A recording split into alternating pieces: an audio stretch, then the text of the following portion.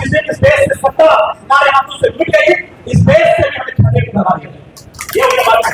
इसके उनके लोग लगातार दिन रात हजारों संगठनों में होने के बावजूद एक संगठन के नेतृत्व में लगातार काम कर रहे हैं। वो लगातार बिना खाए पिए थाने में हमारे लोगों को डायरेक्टली धमकी दिया जाता है, आधे घंटे के अंदर गोलीबार की हत्या कर दी जाती है। और इससे बड़ा कराई मैं उन प्रशासनिक अधिकारियों का मानता हूँ कि जो ऐसे हत्यारों को गिरफ्तार करने के बजाय उन्हें संरक्षण देने का बात करते हैं।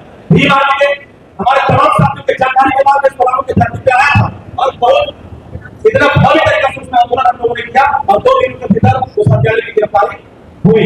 और सर्वप्रथम तथागत गौतम बुद्ध के चरणों में कोटि-कोटि नमन करते हुए महामानव स्वामी बाबा साहब डॉक्टर भीमराव अम्बेडकर के चरणों में कोटि-कोटि नमन करते हुए माननीय काशीराम साहब के चरणों में कोटि-कोटि नमन करते हुए झारखंड के भगवान बिरसा मुंडा को कोटि-कोटि नमन करते हुए नीलांबर पितामह सिद्धू कानू और तमाम महापुरुषों को कोटि-कोटि नमन करते हुए इस भारत देश में बहुजन समाज में बहुजन चिंतन के रूप में जन्मे हमारे तमाम महापुरुष उनके चरणों में कोटि-कोटि नमन करते हुए आज इस कार्यक्रम में उपस्थित हमारे आजाद समाज पार्टी के प्रदेश अध्यक्ष माननीय भाई आसिफ रजा जी, आजाद समाज पार्टी के उपाध्यक्ष भाई मुमताज खान जी, भी आजाद समाज पार्टी के वरीय महासचिव माननीय मधुसूदन कुमार जी, भीम आर्मी के प्रदेश प्रवक्ता हमारे भाई जो काफी अच्छी बहस लाखों में उन्होंने देखा है आंदोलन में लड़कर अपने अधिकार को भाई अजय सिंह चेरो जी, हमारे उपेंद्र जी, जिला अध्यक्ष रफीक भारती जी और मंच को उपस्थित जिनका मैं नाम नहीं ले पा रहा हूँ, वो तमाम हमारे साथीगण और तमाम हमारे सामने बैठे हुए गुलामों के हमारे दिग्गज कार्यकर्ता गुलामों के चर्चा हमारी माताएं हैं, आप सबों को प्यार भरा सादर जय बोलिए। साथियों, आज पलामू की धरती पे जो कार्यकर्ता सम्मेलन का आयोजन किया गया, विशेष संबंध आप सबों को जानकारी दे दी गई है कि आने वाली विधानसभा 2024 के चुनाव को मद्देनजर रखते हुए की गई। आप सबों ने देखा कि आज मंच पे बहुत ही भारी तादाद में पलामू की जनता ने आजाद समाज पार्टी का दामन थामा और अन्य दलों से लोगों ने आजाद समाज पार्टी का दामन थामा। जब उन सभी साथियों को जो आजाद समाज पार्टी के विश्वास दिखाया, उन सबों का दिल से स्वागत करता हूँ और उन्हें विश्वास दिलाता हूँ कि आपने जिस मंच को आज चुना है, आने वाला समय के सिकंदर आप हो, क्योंकि यहाँ का राष्ट्रीय नेता बड़े से दिखा। साथियों, बातें बहुत लंबी है, लेकिन चंद बातें मैं आप सबों से करना चाहता हूं।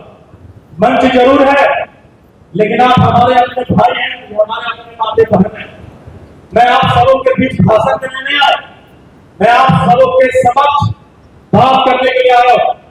वो बात का नाम जो इस समाज ने आज तक एक दूसरे के साथ नहीं किया, ना सोचा, ना नीति तैयार की, बस जिधर उनको मौका मिला वो लोग उनके पीछे हो गए।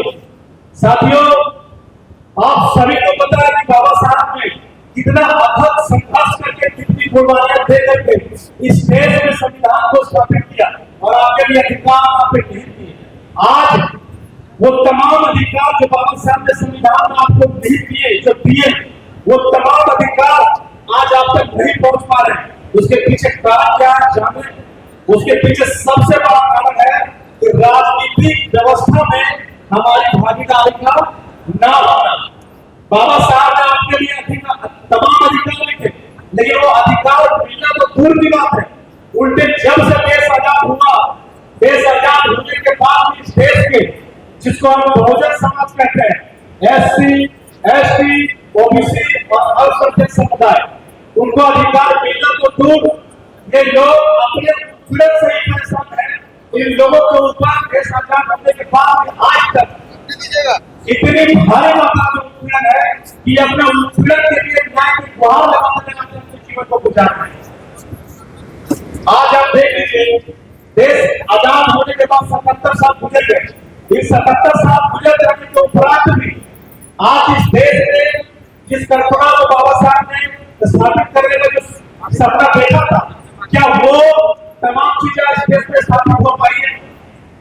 बाबा साहब ने जो समानता का सपना देखा था इस देश के तमाम अल्पसंख्यक SC ST और किसी समाज के लिए, क्या वो समानता हमारे लोगों को मिल पाई है? क्या हमारे लोगों का उत्पीड़न खत्म हो पाया?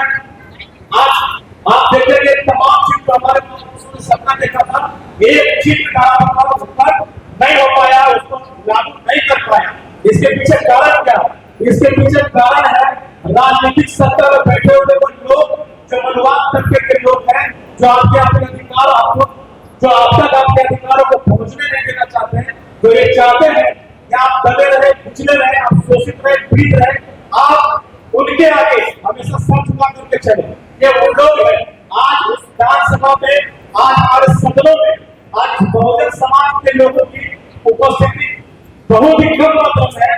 ये कारण है कि आज हमारे अधिकार हमारे तक नहीं पहुंच पा रहे। आज आप देखिए पूरे देश में अगर हम लोग लड़ाई लड़ रहे हैं तो उत्पीड़न की लड़ाई लड़ रहे हैं, कहीं हत्या की लड़ाई लड़ रहे हैं, कहीं बलात्कार की लड़ाई लड़ रहे हैं, कहीं शिक्षा के लिए लड़ाई लड़ रहे हैं, कहीं रोजगार के लिए लड़ाई लड़ रहे हैं। आज झारखंड में भी अगर आप देखें तो दलित और मुसलमानों का जो स्थिति है वो बहुत ही बद से बदतर दयनीय है। आए दिन मैं देखता हूँ, आए दिन झारखंड के कोने कोने से मेरे पास फोन आता है, मैसेजेस आते हैं कि कहीं दलित की हत्या कर दी जा रही है, कहीं मुसलमानों का लिंचिंग कर दिया जा रहा है। रोजगार वगैरह तो दूर की बात है, हम तो अपने उत्पीड़न से बाहर नहीं आ पा रहे हैं। साथियों, इस बात को हम लोगों को समझना पड़ेगा। जो 77 सालों तक इस देश में राज करते रहे जो राजनीतिक दल के सत्तारूढ़ पार्टी के लोग, हम लोगों ने उनसे बहुत उम्मीद लगाई। हमारे लोगों ने झोले भर भर के उनको वोट दिया। जब भाजपा मजबूत हुई तो हमारे लोगों ने भाजपा को वोट दिया। जब कांग्रेस मजबूत हुई तो हमारे लोगों ने कांग्रेस को वोट दिया।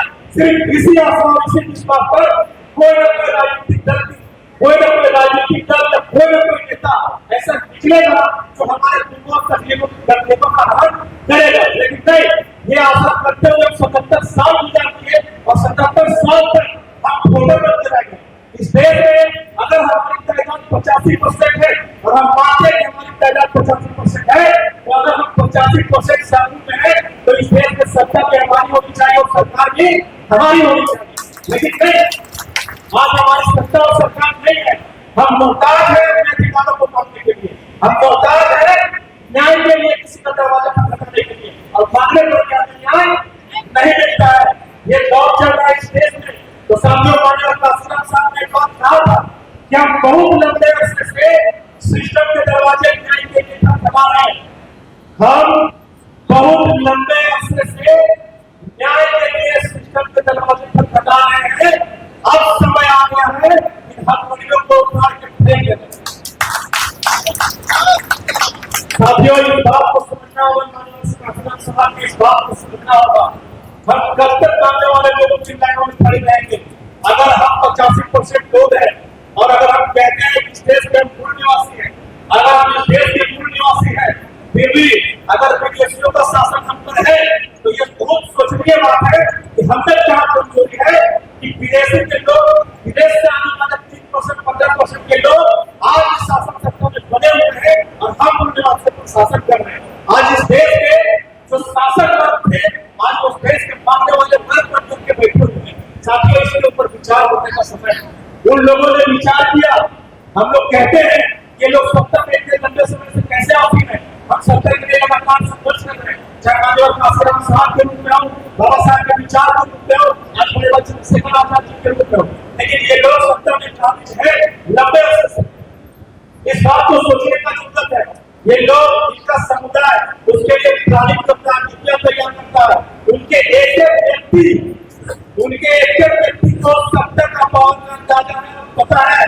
उन्हें यह मालूम है कि जिस दिन इस देश से सत्ता हमारे हाथों से लुट गई, इस देश से भी हमें खदेड़ के भगा दिया। ये उन्हें मालूम है। इसलिए उनके लोग लगातार दिन रात हजारों संगठनों में होने के बावजूद एक संगठन के नेतृत्व में लगातार काम कर रहे हैं। वो लगातार बिना खाए बिना पिए हर एक दिन ऑफिस से आने के बाद वो कार्य करते हैं। और हमारे लोग की अगर जो छुट्टी मिलता है तो वो एक दिन में हमारे लोग अपने समुदाय के लिए, अपने मिशन के लिए काम करने के बजाय अपने घर, अपने बच्चे में मशगूल हो जाते हैं। ये लड़ाई अपने महत्वपूर्ण लोगों से है साथियों। हम सिर्फ 85% का बहुत करते हैं, 85% के लिए रणनीतियां हमारे पास नहीं है। जिनके पास रणनीतियां है उनके लोग आज सत्ता में है, और जिनके लोग आज सत्ता में है उन लोगों के ऊपर कोई किसी प्रकार का नहीं होता। देख रहे आप नहीं देख रहे, उत्पीड़न किसके साथ होता है? जिसके लोग सत्ता में नहीं है। इस बात को समझना होगा। गुलामों की धरती पे आया था जब श्रीनाथ की हत्या की दहाड़ गोली मार दी गई। थाने में हमारे लोगों को डायरेक्टली धमकी दिया जाता है और आधे घंटे के भीतर गोली मार के हत्या कर दी जाती है। और इससे बड़ा कराई मैं उन प्रशासनिक अधिकारियों को मानता हूँ कि जो ऐसे हत्यारों को गिरफ्तार करने के बजाय उन्हें संरक्षण देने का काम करते हैं। भीम आर्मी के हमारे तमाम साथियों के जानकारी के बाद इस गुलामों की धरती पे आया था और बहुत इतना भारी तरीके से उसमें आंदोलन हम लोगों ने किया और 2 दिनों के भीतर उस हत्यारे की गिरफ्तारी हुई और उनके तमाम अधिकार के परिवारों को हम लोगों ने दिलाने का काम किया। सिर्फ यही नहीं, गुलामों की धरती पे मेरा कई बार आपको हुआ है, लेकिन साथियों ये आप सिखाना चाह रहे हैं आपको कि उत्पीड़न होगा और उत्पीड़न के बाद न्याय के लिए बीमार को लड़ाई लड़ने आ जाएंगे और बीमार भी लड़ती है। लेकिन आप सोचिए कब तक बीमार न्याय के लिए लड़ाई लड़ती रहेगी? जब हमारे पास व्यवस्था है और हमारे हाथों में वोटों की शक्ति है तो हम अपने लोगों को समूह में भेज सकते हैं, हाँ या ना? जब हमारे पास वोटों की शक्ति है और अपने लोगों को समूह में भेज सकते हैं तो हम अपने भाइयों को पुलिस की लाठी क्यों दिलवा रहे हैं? हम अपने भाइयों के ऊपर मुकदमे क्यों डलवा रहे हैं? जब लगवानी थी आपने लगवाई, जब दिलवानी थी लाठियां हमारे भाइयों ने खाई। लेकिन साथियों ये समय है, ये दौर है, आप ये दिखाइए अपने फोटो को एकीकृत करके और अपने समाज के, बहुजन समाज के जो संविधान प्रेमी लोग हैं, जो बहुजन मिशन के ऊपर विश्वास रखते हैं, जो बाबा साहब की विचारधारा को इस देश में स्थापित करना चाहते हैं, जो माननीय काशीराम साहब के फॉलोअर्स हैं, ऐसे हमारे लोगों को चुन करके हम लोगों को सदन में भेजने का समय है और हम लोग भेज सकते हैं। तो हम लोग एक दूसरे के फोटो को कर लिए, एकजुट कर लिए और इस बहुजन समाज बिखरे हुए समाज के विभाजन को करना चाहिए। तो इस देश का छोड़िए राज्य का सिर्फ विधानसभा एमएलए संसद हमारा नहीं होगा। अगर हम लोगों ने प्रण कर लिया तो यहाँ का एक मुखिया, एक सरपंच भी हमारा ये शक्ति है। मैं आप सबों से यह अपील करना चाहता हूँ साथियों, सिर्फ बहुजन विचारधारा के तो बात ना करें, बहुजन विचारधारा के ऊपर हम लोगों को अमल करना है और अमल करते हुए जिस लड़ाई को हमारे महापुरुषों ने शुरू किया था उस लड़ाई को हमें जीत में बदलना है। आज बड़े बड़े चंद्रशेखर आजाद जी का जीत आप सबों के लिए गौरव करने वाली बात है या नहीं? चंद्रशेखर आजाद जी के जीत से आप सभी गौरवान्वित हैं? आप चाहते हैं कि चंद्रशेखर आजाद जी के हाथों को मजबूत करें? तो एक चंद्रशेखर आजाद जी अगर संसद बने तो अकेला संसद में चंद्रशेखर आजाद जी बोलेंगे। क्या आपको नहीं लगता कि उनके सपोर्ट में हमें पूरे देश से कई संसद को चुन करके उनके सपोर्ट में भेजना चाहिए, कई विधायकों को चुन करके आपको सपोर्ट में भेजना चाहिए? क्या ये बात लगती है आपको? अगर ये चीज करने में आप लोग सफल हो गए तो आप यकीन मानिए हम न्याय मांगने वालों में से नहीं रह सकते, आप न्याय करेंगे तो हमारे साथ क्या होगा? ये हमारे मतलब साथियों,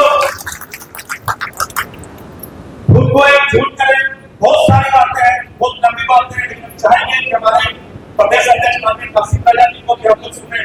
मैं तो कई बार आप सबों के बीच प्रस्तुत हो चुका हूँ, आपकी बातों को रखा भी, लेकिन मैं इस बार आप सबों से विशेष करके ये बात कहना आया हूँ।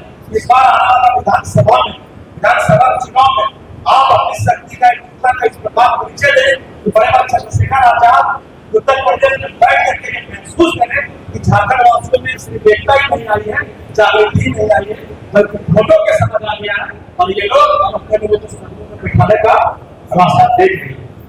ये इस बार आप लोगों से कहने की है। तो क्या मैं आश्वस्त रहूं इस बार गुलामों की धरती से जितनी विधानसभाओं में आजाद समाज पार्टी चुनाव लड़ेगी, आप सभी तमाम दिग्गज साथी, दिग्गज कार्यकर्ता, हमारी माता बहनें और बुद्धिजीवी क्या ये आश्वासन देते हैं कि यहाँ से हमारे सभी विधायक जीत के सदन जा रहे हैं?